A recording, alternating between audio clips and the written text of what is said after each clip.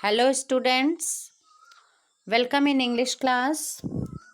Next paragraph today from same chapter Lost Spring. I sometimes find a rupee even a 10 rupee note, Sahib says. It's given here in last lines of this paragraph. Look here. Sometimes. Okay? Means when here. Sometimes I find a rupee. Even a 10 rupee note, Sahib says. Means it is the wish and will of Sahib because he was getting rupees from the garbage.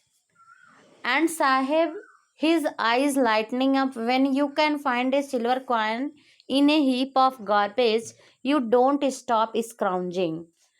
And Sahib also said to Athres, if you will get some silver coin there, then you will also pick up the garbages.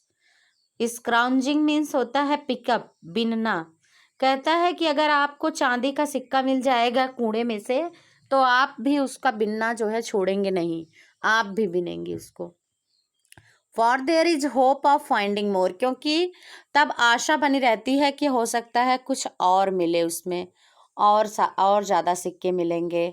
ऐसा करके वो उनके अंदर inspiration हो जाता है garbage में सब खोजने की, सर्च करने की. Okay.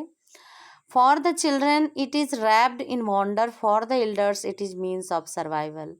Means the rag picking having two sense, different for the children's and for the elders.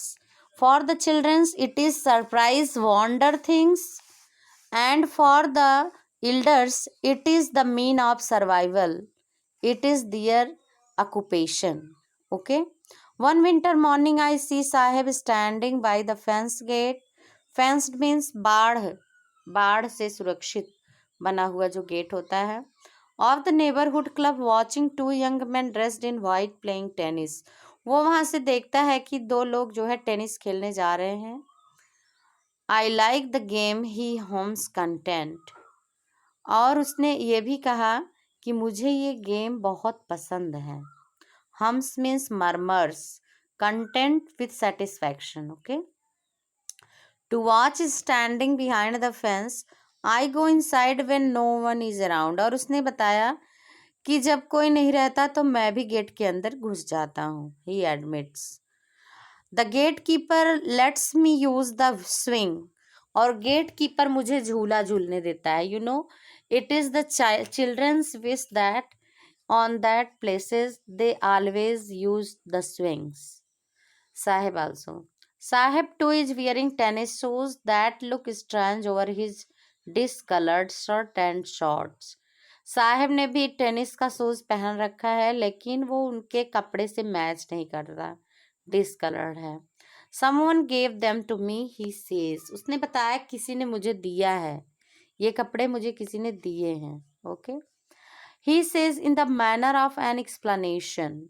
The fact that they are discarded, और discarded means rejected. इसका मतलब कि वो रिजेक्टेड शूज और कपड़े पहनने हुआ था. Shoes of some rich boy, किसी धनी लड़के का है. Who perhaps refuse to wear, जिसने मना कर दिया अब नहीं पहनूंगा. रिच लोगों के पास बहुत सारे ड्रेस होते हैं, शूज होते हैं, तो जब उनका मन उब जाता है तो वो किसी को दे देते हैं. ठीक ऐसा ही था वो. To wear them because of a hole in one of them, और एक में होल भी हुआ था शूज में. Does not bother him, for one who was walked barefoot, even shoes with a hole is a dream. Here authors want to explain that if anyone is walking barefoot, then whole shoes is also dream for him. Means नंगे पाँव से तो अच्छा है कि whole वाला shoes भी मिल जाए, उसके लिए सपना ही था. ठीक है. Come true, but the game he is watching so intently it out of his reach. लेकिन जो गेम वो देखता है, गेम जो टेनिस का गेम देखता है वह उसकी पहुंच के बाहर है. Okay, that's